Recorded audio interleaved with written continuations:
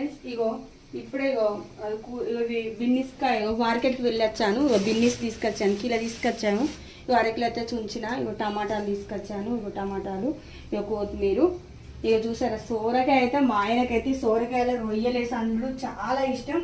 రొయ్యలేసి అండుకున్నాను. ఈరోజు శుక్రవారం, ఈరోజు తీసి వండాలని ఇక నేను ఈరోజు వండుతాను. ఈ సోరకాయ అయితే రేపు వండుతా.